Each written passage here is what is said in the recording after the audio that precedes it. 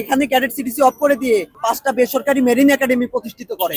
তারা সিডিসি পাচ্ছে, কেন সরকারি ইনস্টিটিউট গুলো এখনো সিডিসি পাবে না? এই নৌ পরিবহন মন্ত্রণালয় কোন সরকারি কর্মচারীরা চালায় না, এটা চালায় অন্য একটা সংগঠন। আমাদের জীবনের 1 বছর রিস্ক নিয়ে আমরা এই আন্দোলনটা করছি। এই আন্দোলনটা সফল না হলে কোনো ছাত্ররই ভালো একটা ক্যারিয়ার গঠন হবে না। আর যদি আমরা পরীক্ষায় বসতাম, পরবর্তীতে যদি আমরা পরীক্ষায় বসতাম, আমাদের কোনো ক্যারিয়ার নেই, আমাদের সিডিসি নেই, আমাদের সরকারি চাকরি নেই, তাহলে আমরা পরীক্ষায় বসে কি করব? 2009 সালে ফ্যাসিবাদী সরকার যখন সরকার গঠন করে, তারপরে ডিপার্টমেন্ট অফ শিপিং এর একটা অনৈতিক সিদ্ধান্ত নিয়ে তারা সিদ্ধান্ত দেয় যে এরপর থেকে ডিপ্লোমা মেরিন ইঞ্জিনিয়ারগণদের আর সিডিসি দেওয়া হবে না। এর আগে আমরা সিডিসি পেয়ে আসতাম, দীর্ঘ 16 বছর আমাদের সিডিসি থেকে বঞ্চিত করা হয়। এই সময়গুলোতে আমরা বিভিন্ন সময় সরকারের দৃষ্টি আকর্ষণ করি, গত বছরও আমরা দৃষ্টি আকর্ষণ করি। এরপরে 2024 সালের 30শে অক্টোবর সমৃদ্ধির পথে এগিয়ে যেতে দরকার ইস্পাত দৃঢ় ভিত্তি।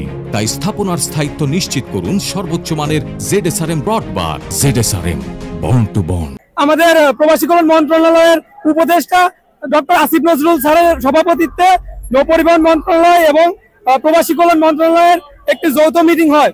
মিটিং এ তাদের সবার সম্মতিতে সিদ্ধান্ত হয় ডিপ্লোমা মেরিন ইঞ্জিনিয়ারগণ অর্থাৎ ডিপ্লোমা ইঞ্জিনিয়ারিং মেরিন টেকনোলজি এবং শিপ বিল্ডিং টেকনোলজির পাশকৃত শিক্ষার্থীদের 6 মাসের পিসি ট্রেনিং এর মাধ্যমে সিডিসি দেওয়া হবে। কিন্তু কোন একটা গোপনীয় শক্তির বলে এখন পর্যন্ত সেই সিদ্ধান্ত বাস্তবায়ন করা হয়নি।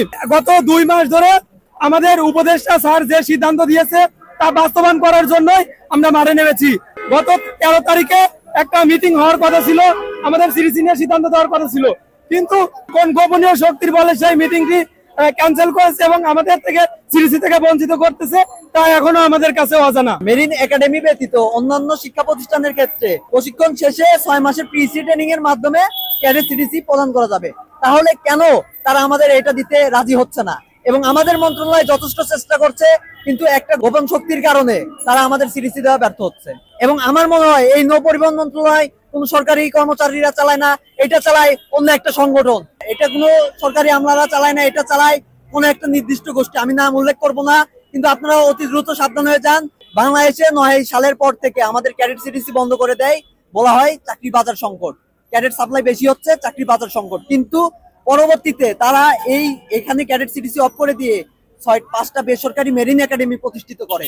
তারা সিডিসি পাচ্ছে, কেন সরকারি ইনস্টিটিউট গুলো এখনো সিডিসি পাবে না?